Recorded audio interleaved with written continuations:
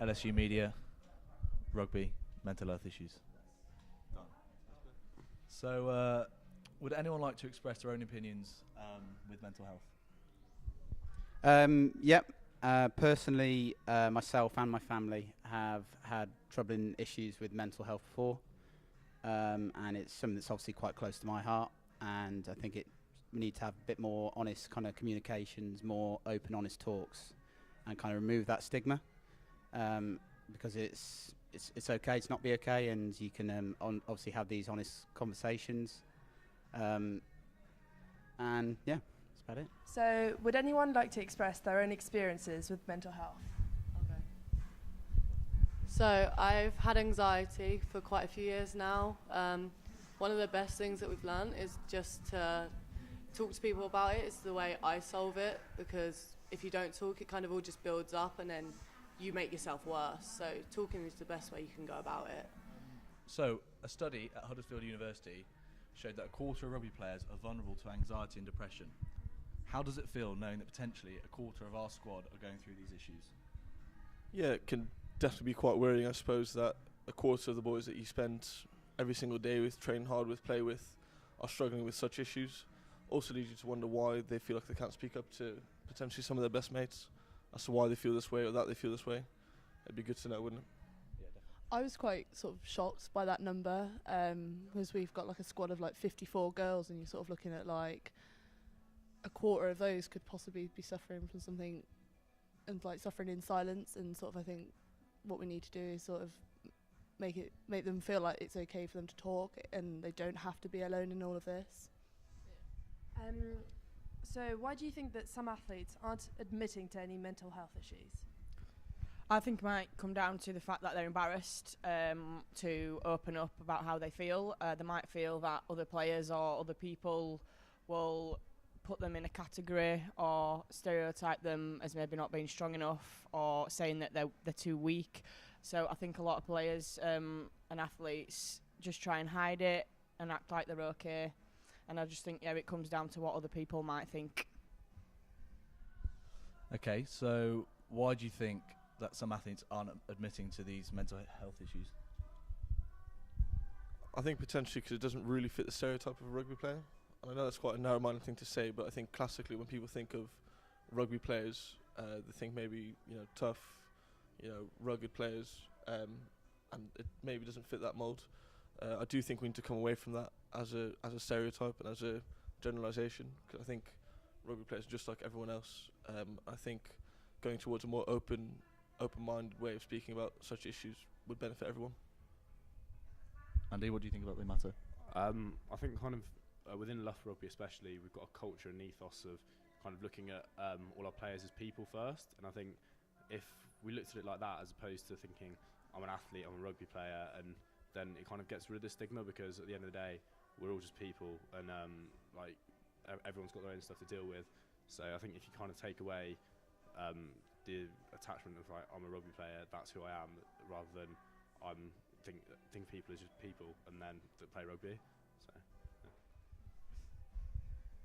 like I said, I do think people don't talk about it because it's a massive stigma attached to it, and it's like the wording, like mental health illness, mental health issues. It's not an issue, it's not an illness, it's something which is there, and it's something we can all deal with, because everyone has probably experienced a bit of it, and it's not something to think that you're alone in. I personally don't see it as an issue or an illness. I just see it as something which you can overcome and complete, and end up living complete, really. Okay, so we've got a quote here from a rugby player. I suffered by myself, he explained. I felt that if I did speak out about it, I would be judged as less of a person, and perhaps even coaches would look at me and think I was less certain, less healthy, so they would pick someone else. The statement was from John O'Kitto from Leicester Tigers. Do we agree with the statement at all? Andy? I think it's easy to see how you could feel like that. I mean, with rugby being such a pressurised environment, especially in professional, good side like Leicester Tigers, it's easy to see why someone could think like that just a little 1% means that they've got less of an edge. But I think at the end of the day, if everyone realises that rugby is such a great sport, it's built on like really good core values and stuff like that. So I think the coaches, most of them ex-players themselves, I think they realise the pressures that the players are under, and at the end of the day, most of the people you come across in rugby are just good blokes. So I think you shouldn't have to feel like that, and I think now we're addressing the issue that about this stuff, then it should be rectified. Absolutely great. Harry, you got any thoughts on that? Yeah, I kind of agree with the statement, but I also disagree that obviously if that's how he feels, then he's entitled to feel like that. But I disagree that he shouldn't be able to tell his coaches. Like mental health, it's not selective. It can like affect anyone, regardless whether you've had things happen to you in the past or whether you've had a perfect life. It doesn't matter. It's not really selective, these kind of mental health diseases. So I think it needs to be a bit more of an open approach, and people need to be a bit more open-minded with these kind of things. From personal experiences, I kind of understand where they're coming from. Like, you do think that the coaches have a different opinion on you, and you do think, like, if there's a higher pressure game, they may not pick you because they may not be able to think that you could perform at that level because you would suffer under the pressure. But you've got to show them that you are in the right frame of mind, and if you open up to your coaches, you're more likely to have a connection with them about the situation, and it's going to make it a lot easier for them to understand where you're actually coming from. I feel like when you're injured, especially, you sort of get sucked into sort of feeling that you're on your own because you feel like nobody else is in your situation. You're sort of isolated whilst the rest of your team are off playing, and it's quite hard. It's quite hard for it because it comes like a vicious circle and a vicious cycle.